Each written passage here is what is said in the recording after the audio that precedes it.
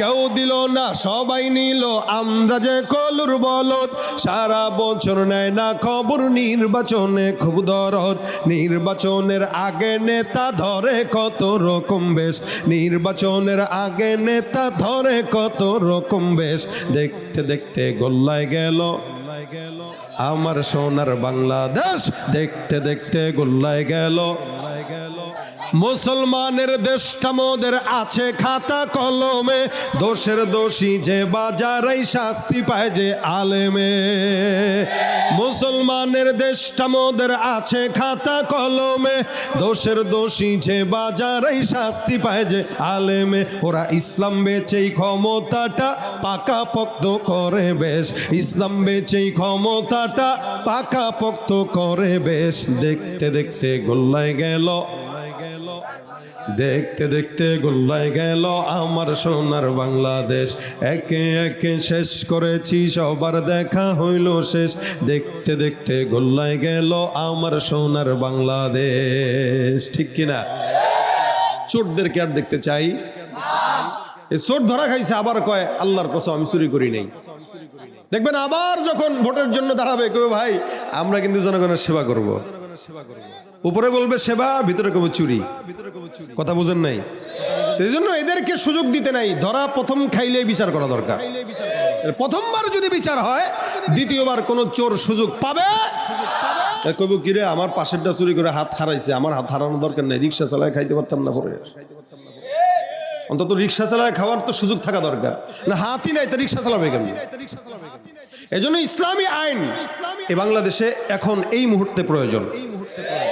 ভাইরা আমার, চোরটা ধরা খেয়ে গেল।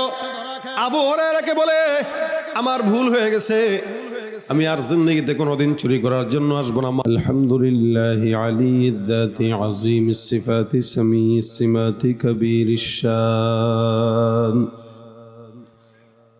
জলিলিল কদরি রফিউদ যিকরি মুতাঈল আমরি জলিল বুরহান فخيم الاسم عزيز العلم وسيع الحلم كثير الغفران ونشهد أن لا إله إلا الله وحده لا شريك له ونشهد أن سيدنا وسندنا وحبيب ربنا وطبيبنا وطبيب قلوبنا ومولانا محمدا عبده ورسوله صلى الله عليه وعلى آله وأصحابه وبارك وسلم تسليما كثيرا كثيرا الذي أرسله الله تعالى بالحق بشيرا ونذيرا وداعيا إلى الله بإذنه وسراجا منيرا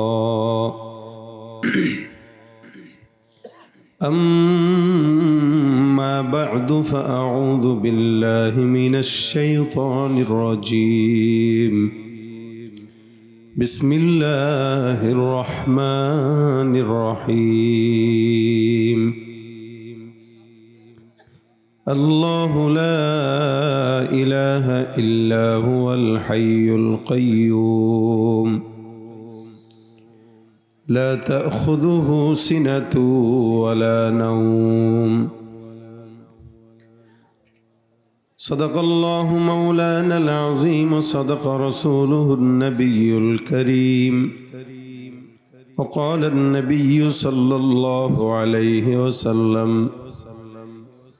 من قرأ آية الكرسي في دبر كل صلاة مكتوبة لم يمنعه من دخول الجنة إلا أن يموت أو كما قال عليه الصلاة والسلام إن الله وملائكته يصلون على النبي يا أيها الذين آمنوا صلوا عليه وسلموا تسليما زبان كل شغل درود شريف بڑی اللهم صل على محمد وعلى آل محمد كما صليت على إبراهيم وعلى آل إبراهيم إنك حميد مجيد اللهم بارك على محمد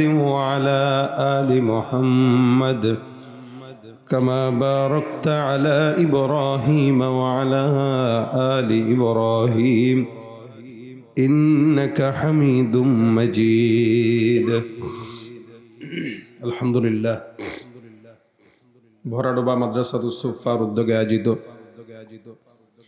আজকের এই বার্ষিক ইসলামী সম্মেলনের সম্মানিত দিন প্রিয় ইসলাম প্রিয় ভাইরা, আল্লাহ পাকের দরবারে লাখো কোটি শুকরিয়া যে রব্বে কারীম আজকের এই দিনী মজমায় আমাদের সকলকে একত্রিত হয়ে আসার বসার তৌফিক এনায়েত করেছেন। কালিমাতুশ শুকর আদায় করি, জবান খুলে সকলে বলি আলহামদুলিল্লাহ। আল্লাহ পাক তৌফিক দিলে ইনশাআল্লাহ মুখতাসার সময় আপনাদের সামনে একটি বিষয় নিয়ে মুযাকারা করব। এই বিষয়ের উপরে আল্লাহ পাক আমাদের সকলকে আমলের নিয়তে শোনার তৌফিক দান করুক, আমিন। আমি আপনাদের সামনে ছোট্ট একটি আয়াতে কারিমার অংশ, শুরুর অংশ বিশেষ তেলাওয়াত করেছি। রাসূলের হাজারো হাদিস থেকে একটি হাদিসে কারিমা তেলাওয়াত করেছি, হাদিস শরীফ থেকে, কোরআনে কারিমা থেকে। ইনশাআল্লাহ দু চারটা কথা শেষ পর্যন্ত মাহফিলের মোনাজাত পর্যন্ত সবরের সঙ্গে যা বলবো শুনবো। যেই আলোচকরাই কথা বলুক, প্রত্যেকের আলোচক থেকে যার যেটা সহজ হয় ওইটাই আমলের তাগাজা নিয়ে আজকে এখান থেকে যাব ইনশাআল্লাহ। মাদ্রাসার প্রোগ্রাম,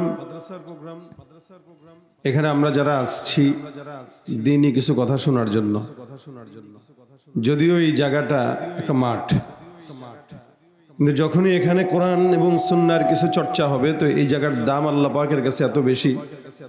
যারা এই মাঝখানে বসলো, আল্লাহ রাসূল সাল্লাল্লাহু আলাইহি ওয়াসাল্লাম বলেন হাফফাতহুমুল মালায়েকা, চতুর্দিক থেকে আসমানের ফেরেশতারা এভাবে করে এটা ঘেরাও করে রেখেছেন এই চতুর্দিকে। শুধু তাই না, নাযালাত আলাইহিমুস সাকিনাহ, আল্লাহ পাক এই বান্দাদের উপরে আসমান থেকে বরকত নাজিল করতে থাকবেন। তো এই জায়গাটার দাম এত বেশি, বলা হয় দু চারটা কথা হাদিসে আসছে। ঈমান ইয়াকিনের ইলমি মুযাকারা 10 মিনিট হোক 5 মিনিট হোক, এটার দাম কত? তাদারুসুল ইলমি সাআতাম মিনাল লাইলি খায়রুম মিন ইহইয়াহা, সারা রাত জেগে নফলে ইবাদত করার চাইতেও 5-7 মিনিট ইলমি মুযাকারার দাম আল্লাহর কাছে বেশি। কেন? সারা রাত জেগে যে ইবাদত করা হয়, এই ইবাদত ব্যক্তি একা নিজে করে, তার সাথে আল্লাহ পাকের তাআল্লুক হয়, আল্লাহ পাকের সঙ্গে সে সম্পর্ক তৈরি করে একা। কিন্তু যখন ইমানি মুযাকারা হয় তখন একা হয় না, আরো 14 জনকে নিয়ে 20 জনকে নিয়ে তখন এই মুযাকারাটা হয়। তখন আমলটাও 20 জন মিলেই করে, একা হয় না।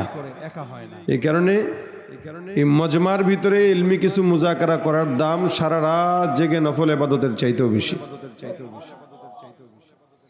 ভাইরা আমার, আল্লাহ পাক আমাদেরকে মানুষ বানিয়েছেন, ইনসান। আমরা সবাই মুসলমান, আমরা ইনসান হিসেবে, মানুষ হিসেবে আমাদের কিছু শত্রু আছে। সবচেয়ে বড় শত্রু হইল শয়তান। কে? শয়তান সবচেয়ে বড় শত্রু। কেননা শয়তানই আমাদেরকে ডান থেকে, বাম থেকে, সামনে থেকে, পিছন থেকে, চতুর্দিক থেকে ধোঁকা দেওয়ার চেষ্টা করে। এজন্য আল্লাহ বলেন সুম্মা লাআতিয়ান্নাহুম মিন বাইনি আইদিহিম ওয়া মিন খালফিহিম ওয়া আন আইমানিহিম ওয়া আন শামাইলিহিম, ডান বাম চতুর্দিক থেকে শয়তানের কাজ বান্দাকে কিভাবে ধ্বংস করা যায়। এবং শয়তান আল্লাহ পাকের কাছে ওয়াদাবদ্ধ হয়েছে। আল্লাহর কাছে শয়তান বলছে এ ক্বালা ফাবিইজ্জাতিকা লাউগবিয়ান্নাহুম আজমাইন, আপনার ইজ্জতের কসম, আপনার জাতের কসম, গোটা দুনিয়ার বান্দাদেরকে ধ্বংস না করা পর্যন্ত আমি থামবো না। ধ্বংস করেই ছাড়বে।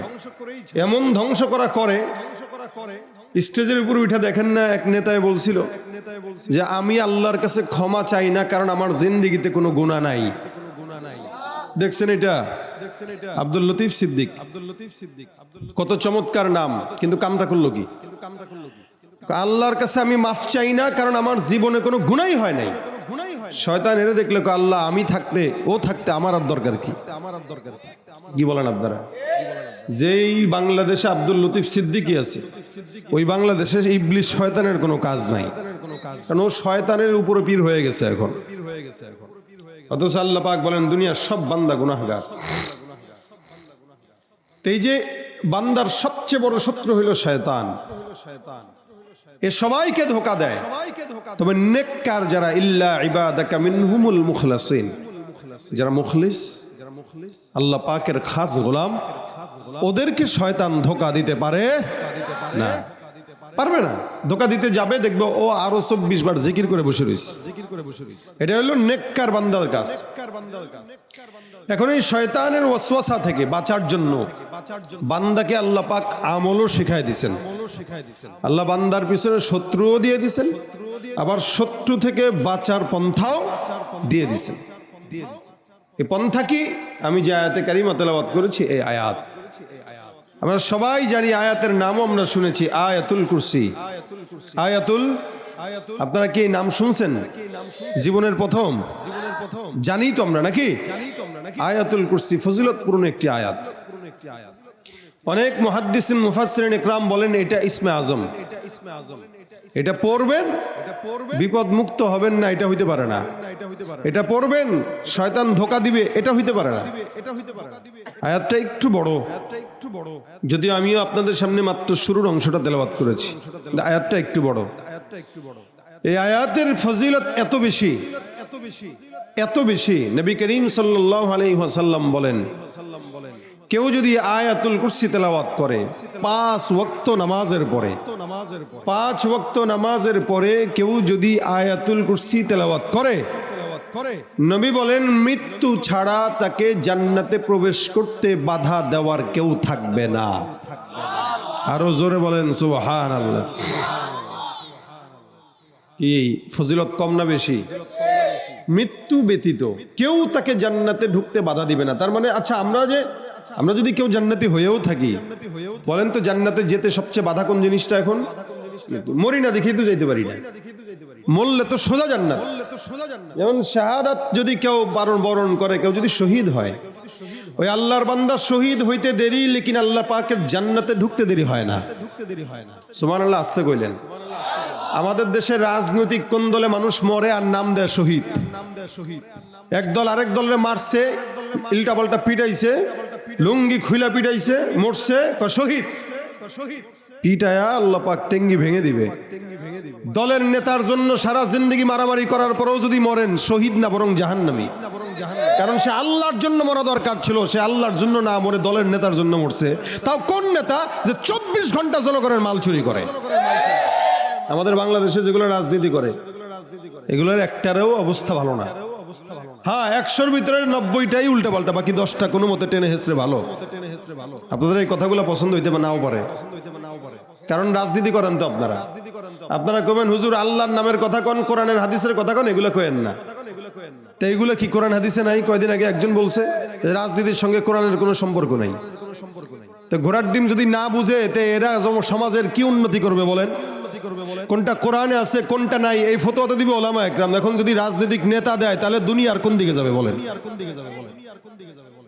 তাহলে আল্লাহর জন্য ইন্তেকাল করলে, শাহাদাত বরণ করলে সে শহীদ, আর দলের নেতার জন্য মারা গেলে শহীদ হবে? কি বলেন আপনারা? 14, 15, 16 বছর ধরে নেতাদের পিছনে ঘুরছেন, কোনো ফায়দা হয় নাই। এটা মাথায় রাখেন। আল্লাহ ছাড়া কারো পিছনে ঘুরবেন, সারা জিন্দেগি ফকিন্নির মতো ঘোরা লাগবে, কোনোদিন কিছু পাবেন না। যাওয়ার সময় বলেও যাবে না, নিয়েও যাবে না। একা একা চলে যাবে। আবার আরেক দল ক্ষমতা আসবে, ওরাও যদি একই পর্যায়ে যায়, ওদের পালানোর সময় ওরা আপনাদেরকে বলবে না। তা আপনার হালত কি? আপনি সারা জিন্দেগি খালি এক কাপ চায়ের জন্য স্লোগানই দিবেন? কথা বুঝে না এরা। আপনি কি করবেন? স্লোগানই দিবেন? এটা তো আপনার কাজ না। আপনাকে ঘি দেয়, সর্বোচ্চ একটা কাপ চা দেয়, সর্বোচ্চ 100 টাকার একটা সিরা নোট দেয়।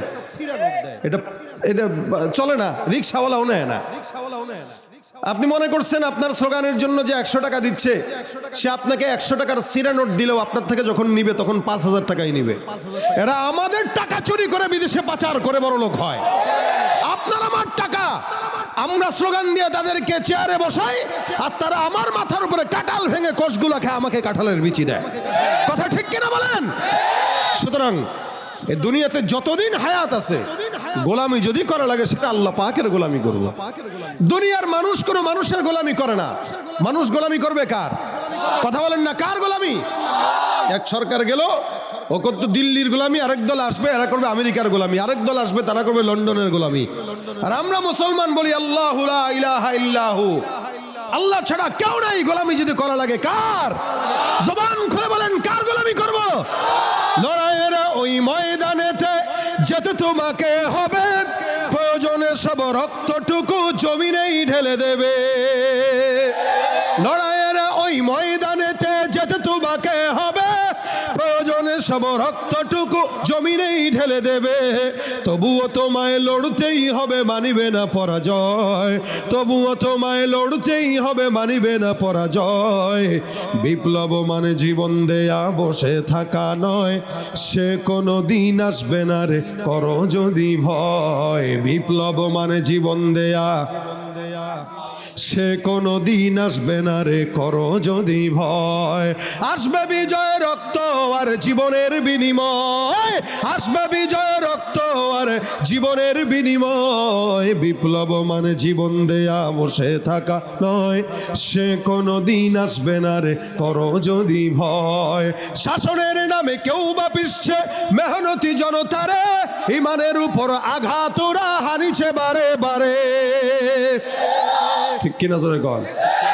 শাসনের নামে কেউ বা পিছছে মেহনতি জনতারে, ইমানের উপর আঘাত ওরা হানিছে বারে বারে। প্রতারণার ওই ফাঁদে পড়ে মোরা জীবন করেছি ক্ষয়, প্রতারণার ওই ফাঁদে পড়ে মোরা জীবন করেছি ক্ষয়। বিপ্লব মানে জীবন দেয়া, বসে থাকা নয়। সে কোনো দিন আসবে না রে, করো যদি ভয়। বিপ্লব মানে জীবন দেয়া, বসে থাকা নয়। সে কোনো দিন আসবে না রে, করো যদি ভয়। ঠিক কিনা? ভয় করবো কাকে? গোলামি করবো কার? আমরা আল্লাহর বান্দা, আল্লাহর খাই, আল্লাহর পড়ি। দুনিয়ার কোনো নেতার গোলামি করার আমাদের কোনো দরকার নাই। যাদের গোলামি করেছি দেখেছি তারা আমাদেরকে কিচ্ছু দেয় না, বিনিময়ে আমরা খাই শোকলা, ওরা খায় কলা। আমরা পাই কাঁঠালের বিচি, তারা পায় কোষ। ওরা মারামারি, ওরা দ্বন্দ্ব করে, মাঝখানে মরে আমার ভাইরা। সুতরাং গোলামি যতদিন আছে রক্ত শরীরে, আল্লাহ পাকের ছাড়া কারো গোলামি করার প্রশ্নই। আল্লাহ আমাদেরকে এই গোলামিটা করার তৌফিক দান করুন। আল্লাহ পাক এই জায়গায় আগে আল্লাহর পরিচয় তুলে ধরেছেন, আল্লাহু লা ইলাহা ইল্লাহু, তিনি আল্লাহ, যার কোনো শরীক নাই, একক। এই কথার স্বীকারোক্তি আমরা দেই, জোরে বলেন দেই তো? দেখেন আল্লাহ যে এক, এটা আমরা স্বীকার করি। আল্লাহু লা ইলাহা ইল্লাহু, লা ইলাহা ইল্লাল্লাহ স্বীকার করি। এরপরেও অনেক সময় ওই যে শুধুমাত্র দলের কারণে আমাদের নিজের অজান্তেই স্বীকারোক্তিটা আমাদের দিল থেকে বের হয়ে যায়। এখন আপনার মালিক যিনি, রব যিনি, উনার শক্তি কতটুকু? আল্লাহ বলেন হাইয়ুল কাইয়ুম, চিরঞ্জীব, চিরশক্তিশালী। তার সমকক্ষ আর কেউ আছে? থাকবে? আসবে? কত বড় শক্তিশালী মালিক! এই আয়াতের ফজিলত এতটুকু, আয়াতুল কুরসির ফজিলত এতটুকুন। নবী বলেন এটা 5 ওয়াক্ত নামাজের পরে পড়বা, তাহলে আল্লাহ পাক রব্বুল আলামিন তোমাকে মরার সাথে সাথে বিনা হিসাবে জান্নাত দান করবে। না, আমলটা তো করা দরকার, ফজিলত এটা। এই জন্য শুরুতেই আল্লাহ পাক রব্বুল আলামিন তার পরিচয় তুলে ধরলেন। আয়াতের ভিতরে আল্লাহ পাক রব্বুল আলামিন বান্দাকে আল্লাহর পরিচয় তুলে ধরেছেন। গোটা আয়াতের শব্দ ব্যাখ্যা বা অর্থ করার সময় নাই, শুধু ফজিলতটা বলি। নবী করিম সাল্লাল্লাহু আলাইহি ওয়াসাল্লাম বলেন, কেউ যদি আয়াতুল কুরসি 5 ওয়াক্ত নামাজের পরে মান করা আয়াতুল কুরসি ফি দুবুরি কুল্লি সালাতিন মাকতুবা, ফরজ নামাজ 5 ওয়াক্ত নামাজের পরে কেউ যদি পড়ে, লাম ইয়ামনাহু মিন দুখুলিল জান্নাতি ইল্লা আইয়ামুত, আল্লাহর নবী বলেন বিনা হিসাবে জান্নাতি, কারণ 5 ওয়াক্ত নামাজের পরে পড়বে, মৃত্যু ব্যতীত কেউ তাকে জান্নাতে যেতে বাধা দিবে না। ভাইরা আমার, রাসূল করিম সাল্লাল্লাহু আলাইহি সাল্লামের ঘটনা বর্ণনা আবু হুরায়রা রাদিয়াল্লাহু তাআলা আনহু থেকে বর্ণিত। উনি ডাক দিয়া বলেন, আল্লাহর নবী একদিন আমাকে সাদকাতুল ফিতরের যাকাতের কিছু সম্পদ পাহারা দেওয়ার জন্য দায়িত্ব দিলেন। আমাকে বললেন, আবু হুরায়রা এই সম্পদগুলোর দায়িত্ব তুমি গ্রহণ করো, খবরদার আমানতের যেন কোনো প্রকার ত্রুটি না হয়। আবু হুরায়রা বলে, আমাকে আল্লাহর নবী দায়িত্ব দিয়ে দেয়, আমি সমস্ত সম্পদগুলো নিয়ে আমি সুন্দর করে আমার আমানতের মধ্যে সুন্দর করে সেফলি এগুলো রেখে দিলাম। রাত্রিবেলা আমি পাহারা দেওয়ার জন্য ঘুমাই না, কারণ যে কোনো সময় ঘরের মধ্যে চোর ঢুকে আমার হয়তো সবকিছু চুরি করে নিয়ে যেতে পারে। আবু হুরায়রা বর্ণনা করেন, আমি রাত্রিবেলা নামাজের মধ্যে দাঁড়াইলাম, এমন সময় একদিন হঠাৎ করে তাকায় দেখি একটা চোর আমার ঘরের মধ্যে ঢুকলো। এই চোরটা ঘরের ভিতরে ঢুকে সাদকাতুল ফিতরের কিছু মাল তার পকেটে ঢুকায়। আমি তার হাতটা ধরে ফেললাম, আমি তাকে দেখলাম, হাতটাও ধরলাম, আর তাকে জিজ্ঞাসা করলাম, কেন তুমি আমার ঘরে ঢুকলা চুরি করার জন্য? খবরদার, এই মালগুলো জনগণের মাল, এগুলো গরিবের মাল, এগুলো গরিবের হক, গরিবের হকের মধ্যে নজর দিবা না, এগুলা আমানতের মাল। আমানতের মাল সুন্দর করে মানুষকে বুঝায় দেওয়ার দায়িত্বটা বড় আমানত। আমার নবী বলেন, যেই ব্যক্তি ইমানদার নিজেকে দাবি করে সে যেন আমানতদারিতা বজায় রাখে। আমাদের দেশে অধিকাংশ মুসলমান আমানতদারিতা রাখতে পারে না, আর আমানতের খেয়ানত করা হলো মুনাফিকের আলামত। মুনাফিকরা আমানত দিলে আমানতের খেয়ানত করে। আবু হুরায়রা বলেন, আমি চোরটাকে ধরলাম, চোরকে ধরার পর চোরটা আমার ডাক দেয়া কয়, আল্লাহর কসম আমি চোর না। চোর যদি না হও তাহলে এই ঘরের ভিতরে কেন সাদকাতুল ফিতরের মাল গ্রহণ করার জন্য ঢুকলা? চোর আমাকে ডাক দেয়া কয়, হুজুর আমার ঘরের ভিতরে বিবি খাবার পায় না, অনেক দিন হয়ে গেল, অভাবের তাড়নায় আছি, সন্তান না খেয়ে আছে, ঘরের ভিতরে আগুন জ্বলে না, যার কারণে অভাবের তাড়নায় আমি আপনার কাছে আসলাম, কিছু মাল যেন এখান থেকে নিতে পারি। আমি চোর না, যদি চোর হইতাম তাহলে ধরা খাইতাম না। আল্লাহর ওয়াস্তে, আল্লাহর জন্য আমাকে আপনি ক্ষমা করে দেন, আর জিন্দেগিতে কখনো চুরি করব না। আবু হুরায়রা কয়, আমার দিলের মধ্যে দয়া লাগলো, যদিও আল্লাহর বান্দাটা মানুষের আমানতের মাল চুরি করার জন্য আসছে, আমার তার হালতের কথা শোনার পর, বর্ণনা শোনার পর আমার দিলের মধ্যে মায়া লেগে গেল। আমি আল্লাহর বান্দা চোরটাকে সুন্দর করে ছেড়ে দিয়া বললাম, যাও, আর আসবা না। এই চোরকে যখন আমি বিদায় দিয়ে দিলাম ফজরের নামাজের সময়, মসজিদে নববীর ভিতরে আমি যখন যাইলাম নামাজ পড়ার জন্য, আমার পয়গম্বর ডাক দিয়া কয়, আবু হুরায়রা কি ব্যাপার, গত রাত্রে তোমার ঘরে চোর ঢুকেছিল, চোরটা কি বেঁধে আসছো নাকি ছেড়ে দিয়ে আসছো? সুবহানাল্লাহ। আচ্ছা বলেন তো, রাত্রে যখন চোর আবু হুরায়রার ঘরের মধ্যে ঢুকলো তখন আমার পয়গম্বর কি দেখছেনি?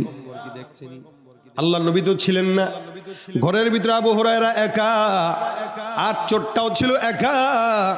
আল্লাহ নবী ডাক দেয়া, আবু হুরায়রা ওই চোরটা কোথায়, চোরকে ছেড়ে দিয়েছো কিনা? তার মানে বোঝা গেল আমার পয়গম্বরকে জানাইছেন কে?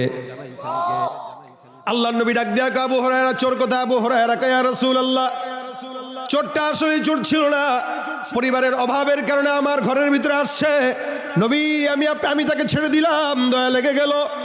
আমার নবী ডাক দেয়া, আবু হুরায়রা মনে রাখবা, যেই চোরটা তোমার ঘরের মধ্যে আসছে, চুরি না করে চলে গেছে, এটা আবারও আজকে রাতে তোমার ঘরে চুরি করার জন্য আসবে। আবু হুরায়রা কয়, ইয়া রাসূলুল্লাহ, আপনি বলছেন চোর আসবে, তার মানে এই কথার মধ্যে 1 ইঞ্চি পরিমাণ নড়চড় হবার কথা নয়। আমার নবী বলে দিয়েছেন চোর আসবে মানে আসবেই।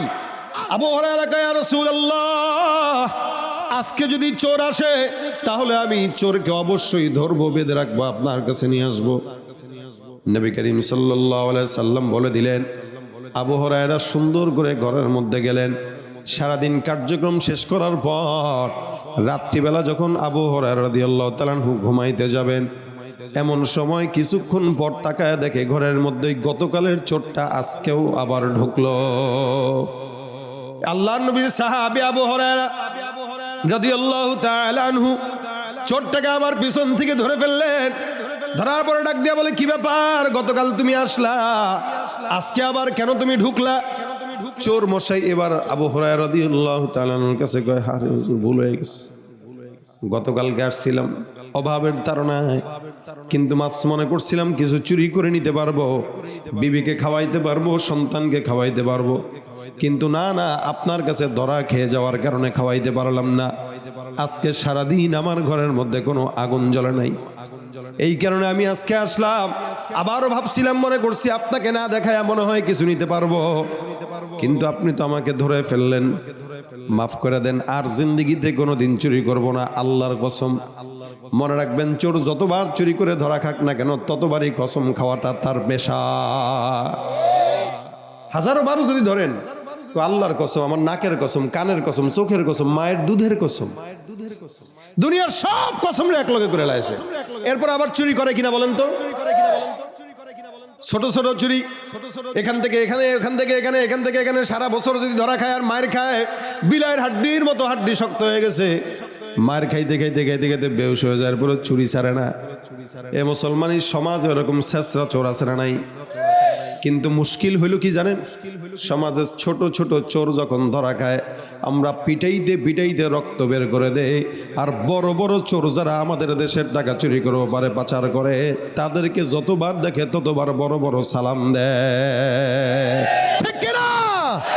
ওরা হলো দেশের লাগি মহামারীর মতন, ফাইলে কলম ঠেকাইয়া চালায় তারা নির্যাতন। ঘুষের টাকায় ওদের ভুড়ি, ঘুষের টাকায় ওদের ভুড়ি, করে যে টান টান, ওরা শিক্ষিত শয়তান, ওরা শিক্ষিত শয়তান, ওরা শিক্ষিত শয়তান, ওরা শিক্ষিত শয়তান, ঠিক কিনা ভাইরা আমার? এমন চোর সমাজের ভিতরে আছে যারা লক্ষ কোটি কোটি টাকা চুরি করে, এরপরও তাদেরকে আমরা সালাম দেই। এই বাংলাদেশে ইসলামী আইন যদি থাকতো, প্রত্যেকটা চোরকে হাত কাটা হতে, প্রত্যেকটা চোরের হাত কাটা হয়ে যেত, কিন্তু ইসলামী আইন নাই বলে চোররা সমাজে সালাম পায়। আর নয়তো মানুষ দেখলেই বুঝতো কিনা হাত নাই, তার মানে এটা চোর, ঠিক না? বিদেশে যাওয়ার সময় হাত ছাড়া যাইতো, ওরা লন্ডন আর দিল্লিতে যায় ভিক্ষা করতো, হাত নাই তো কি করে খাবে? ইসলামের বিধান বাংলাদেশে যতদিন না আসবে শান্তি আশা করা যায় না। কথা কোন ঠিক কিনা?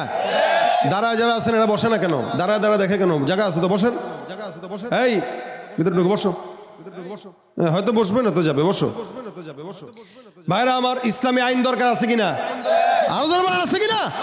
আগামীর বাংলাদেশে ইসলামী আইন যেন আসে, ওই ফিকির করা দরকার আছে কিনা বলেন? এজন্য আর দেখার দরকার নাই, আমাদের দেখা শেষ হয়ে গেছে। আমরা অনেক দেখেছি, বাংলাদেশের জনগণ সেই 71 থেকে দেখছে, 47 থেকে দেখছে, যারা আসে যারা যায় একই পাখির দুই ডানা, এরা কেউ শান্তি দিতে পারবে না আল্লাহর কোরআন ছাড়া, ঠিক কিনা জোরে কন? যাদের হাতে যায় ক্ষমতা, দেশ যেন বাপের ভিটা, রাখতে চেয়ার শুরু করে বিদেশিদের পাচাটা। যাদের হাতে যায় ক্ষমতা, দেশ যেন বাপের ভিটা, রাখতে চেয়ার শুরু করে বিদেশিদের পাচাটা। বিদেশিদের কথা মতো চালায় ওরা নিজের দেশ, দেখতে দেখতে গোল্লায় গেল আমার সোনার বাংলাদেশ। একে একে শেষ করেছি সবার দেখা হইল শেষ, দেখতে দেখতে গোল্লায় গেল আমার সোনার বাংলাদেশ, দেখতে দেখতে গোল্লায় গেল আমার সোনার বাংলাদেশ। কেউ দিল না সবাই নিল, আমরা যে কলুর বলদ, সারা বছর নেয় না খবর, নির্বাচনে খুব দরদ। বারবার কান্নাকাটি করে, সন্তান খায় না, বিবি খাইতে পারে না, আমি নিজেও অনেক দিন না খাওয়া, দেখেন না কি দুর্বল। আবু হুরায়রা কয়, আমার দিলের মধ্যে দয়া, সাহাবা একরামদের দিলের মধ্যে অনেক দয়া ছিল, যার কারণে আল্লাহর নবীর সাহাবী আবু হুরায়রা তাকে ছেড়ে দিয়ে দিলেন। ফজরের নামাজের সময় মসজিদে নববীতে যায়, যাওয়ার পরে ডাক দিয়া রাসূল বলে, আবু হুরায়রা কোথায়, গতকালের চোর কোথায়? আবু হুরায়রা কয়, রাসূল যদিও আপনি বলতেছেন চোর, কিন্তু তার নাকি চুরি করার স্বভাব নাই, সন্তান খায় না, বিবি খায় না, মায়া লেগে গেছে, এই কারণে ছেড়ে দিলাম। নবী করিম সাল্লাল্লাহু আলাইহি ওয়াসাল্লাম কয়, মনে রাখবা এই চোরটা আজকে রাতেও তোমার ঘরে আবার ঢুকবে। আবু হুরায়রা কয়, হুজুর কোন কি? এরে এত দয়া করে মায়া করে ছেড়ে দিছি, ও আবার ঢুকবে? আবার ঢুকবে, আজকে আসুক, বাইন্দা পিডায়া আপনার কাছে নিয়ে আসবো। রাসূল কয়, ঠিক আছে, দেখা যাবে। আবু হুরায়রা রাদিয়াল্লাহু তাআলা আনহু আবার ঢুকলেন। পরের দিন রাত্রিবেলা আবার চোর হাজির, চোর ঢুকে গেল। আবু হুরায়রা রাদিয়াল্লাহু তাআলা আনহু আগের থেকেই প্রস্তুত ছিল, সাথে সাথে ধরে ফেললেন, রশি দিয়া বাঁধলেন, আজকে ধরে রাসূলের কাছে নিয়ে যাব। চোরও জানে নবীর কাছে গেলে বিপদ, এই কারণে হাত পা সুন্দর করে বেঁধে চোরকে বসায় রাখছে। মনে করেন চোর এবার ডুব থেকে ডাক দেয়া কয়, আবু হুরায়রা বাচ্চাটা না খায়া থাকবে, আমার যদি ছেড়ে না দাও। আবু হুরায়রা কয়, এই পুরান কথা কইস না, বারবার নতুন কথা থাকলে ক, একটা আমরা এগুলাই তো করি, আর কয়দিন ধরে মাফ করবো? আবু হুরায়রা রাদিয়াল্লাহু তাআলা আনহুকে বারবার অফার করে। আবু হুরায়রা কয়, না না, আমার নবী বলছেন 3 দিন তুমি আসছো, আজকে কোনো ছাড়াছাড়ি নাই, নবীর দরবারে যাওয়া লাগবে। এবার চোর মশাই মনে মনে ভাবতেছে, কোনটা কইলে সারা খাওয়া যায়, কোনটা কইলে এখান থেকে মুক্তি পাওয়া যায়। বুদ্ধি করতে করতে করতে করতে করতে করতে কয়, আবু হুরায়রা কি, আমি তোমারে আজকে এমন একটা আমল শিখাবো যে আমলটা তুমি পারো না, জানো না। আমি যদি সে আমলটা তোমাকে শিখাই, বলো তুমি আমাকে ছাড়বা কিনা? আবু হুরায়রা কয়, কি আমল শিখাবি তুই, চোর বেড়া? আমার চোর কইেন না, চোর হইলেও আমার ইমান ঠিক আছে। কিছু আছে মানুষ দেখবেন, নামাজ না বললে ইমান ঠিক আছে, পর্দা না করলে ইমান ঠিক আছে, ঘুষের টাকা খায়, দেখেন না কত বড় ইমানদার, কয় গনে নেওয়া সুন্নাত, গনে নেন। দেখছেন নি সংবাদে, ঘুষের টাকা খাইতেছে, গনে নেওয়া সুন্নাত। কত বড় মুখলিস ঘুষখোর, কত ইমানদার ঘুষখোর। এও কিন্তু কোনো না কোনো মসজিদের সভাপতি, কোনো না কোনো মাদ্রাসার মুতাওয়াল্লি। আমাদের দেশের চোর গুলারে মসজিদে আমরা বসায় রাখছি। এই জন্য মসজিদ মাদ্রাসার দায়িত্ব সব ওলামা একরামদের কাছে দেওয়া দরকার। কোনো ঘুষখোরের, সুদখোরের মসজিদ আর মাদ্রাসার মুতাওয়াল্লি সভাপতির নাম থাকতে পারে না। ভাইরা আমার, চোর কয়, আবু হুরায়রা তোমার একটা আমল শিখাবো, আমলটা শিখবানি, যদি আমলটা পছন্দ হয় আমার ছাড়বানি। আবু হুরায়রা রাদিয়াল্লাহু তাআলা আনহু এমনি ছিলেন ইলমের জন্য পাগল। মসজিদে নববীর গেটের মধ্যে 24টা ঘন্টা পড়ে থাকতো ইলমের জন্য। এই আবু হুরায়রা মনে মনে কয়, আমল যদি শিখতে পারি, চোরকে ছাড়লে ক্ষতি কি? আমল তো শিখলাম।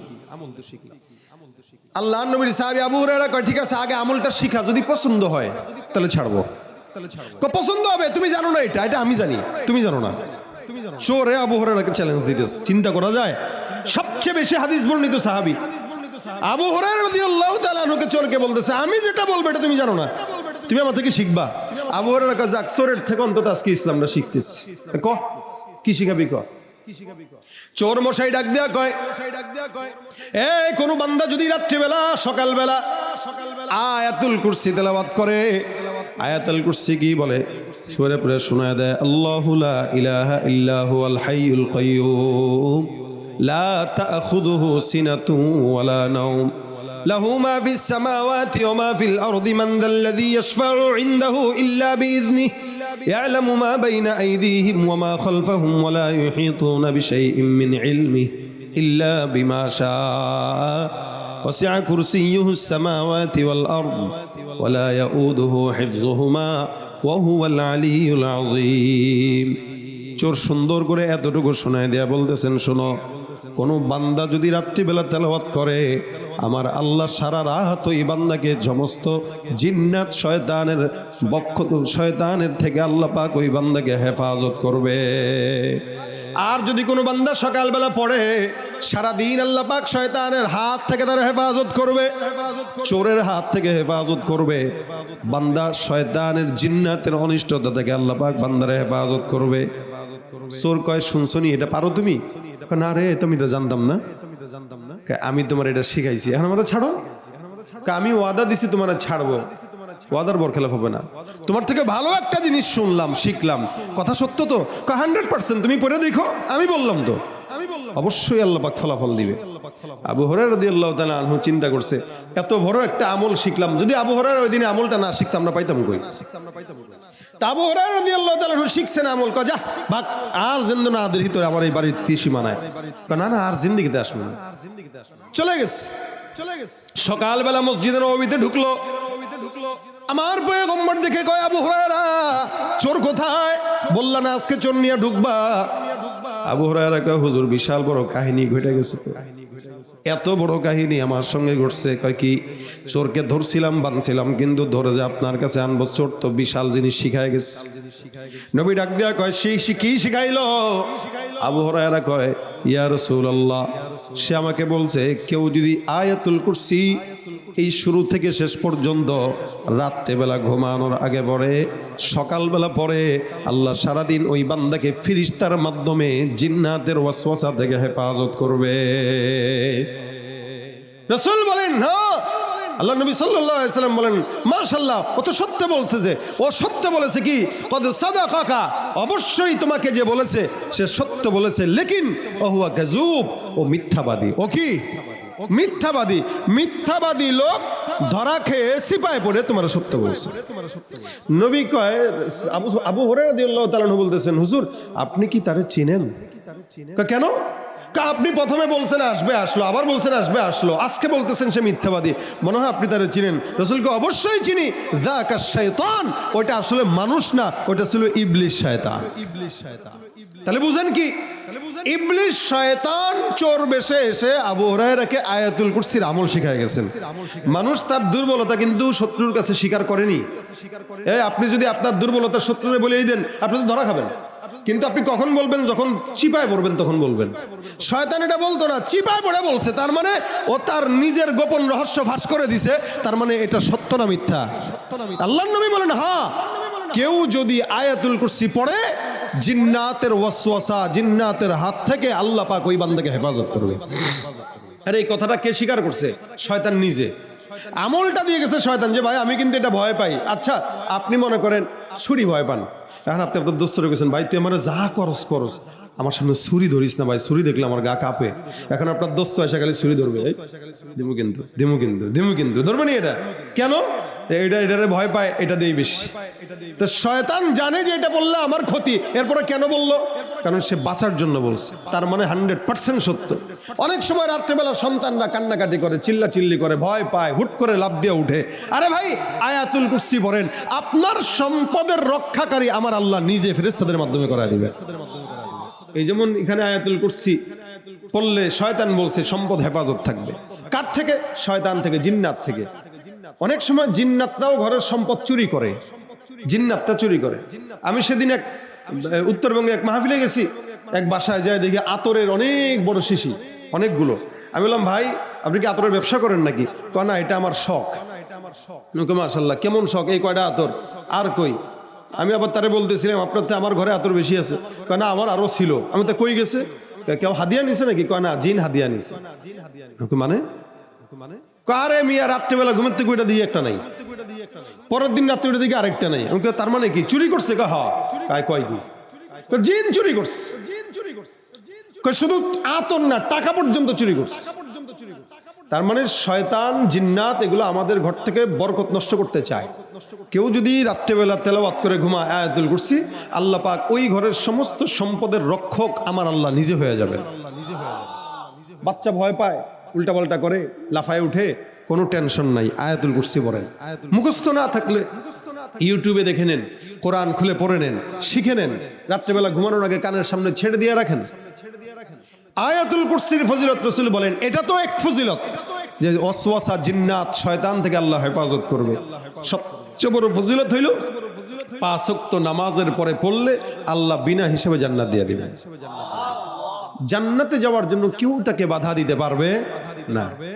এজন্য আমরা আজকের মজলিস থেকে আয়াতুল কুরসি যারা পারি না এরা শেখার চেষ্টা করব, আর যারা পারি অন্তত প্রত্যেক উক্ত নামাজের পরে আয়াতুল কুরসি জবানে উঠায় নেব, এটা আদত বানায় নেব, যেন সালাম ফিরানোর সাথে সাথে আল্লাহু লা ইলাহা ইল্লা হুয়াল হাইয়ুল কাইয়্যুম মুখে উঠে যায়।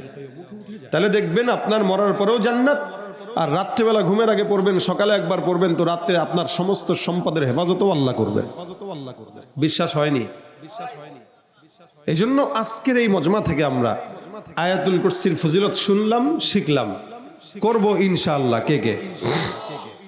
আল্লাহ আমাদেরকে হায়াত তৌফিক দান করুক, আল্লাহ আমাদেরকে আমল করার তৌফিক দান করুক, জবানের সহজ করে দেখ।